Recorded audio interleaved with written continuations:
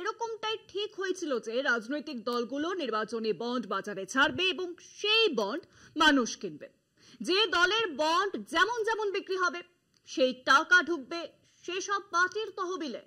কিন্তু 2024 সালের 15 ফেব্রুয়ারি supreme court এক যুগান্তকারী রায় এই নির্বাচনী বন্ড প্রকল্পকে অসাংবিধানিক ঘোষণা করেছে। সোজা কথায় এই বন্ড ছাপানো যাবে না।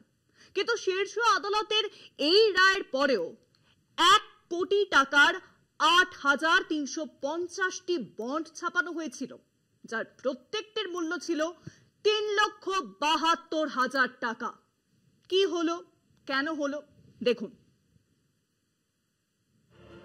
ইলেকট্রাল বন্ড ছাপানো বন্ধ হোক। 2024 ফেব্রুয়ারি মাসে কেন্দ্রীয় অর্থমন্ত্রক স্টেট ব্যাংককে এই নির্দেশ দিয়েছিল। সুপ্রিম কোর্ট ইলেকট্রাল বন্ড স্কিমকে অসাংবিধানিক ঘোষণা করার 12 দিন পরই কেন্দ্রীয় অর্থমন্ত্রক নির্দেশ দেয়।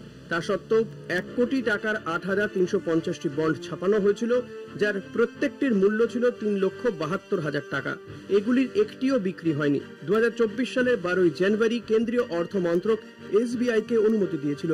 তার 6 দিন আগেই SBI এই নির্বাচনী বন্ডগুলি মুদ্রণের জন্য মন্ত্রণালয়ের অর্থনৈতিক বিষয়ক বিভাগের কাছে অনুমতি চেয়েছিল।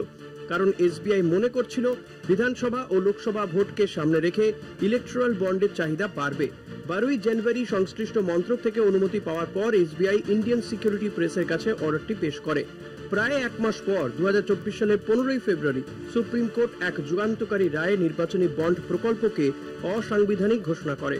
অভিযোগ ছিল এই প্রকল্পটি ভোটারদের রাজনৈতিক তহবিল সম্পর্কে তথ্য পাওয়ার অধিকার লঙ্ঘন করেছে এবং অবিলম্বে এর বিক্রয় বন্ধ করার নির্দেশ দিয়েছে।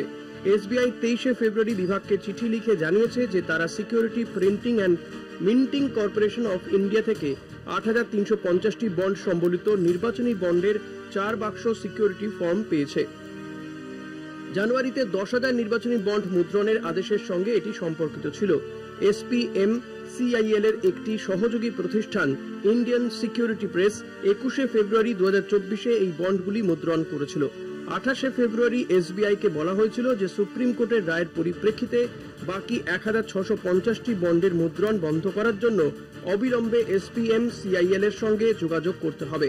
এই বিষয়টি এখনো অস্পষ্ট যে 3.72 লক্ষ টাকা কে দিয়েছে, যা 8,350টি বন্ড মুদ্রণের জন্য খরচ হয়েছে। কলকাতা টিভি।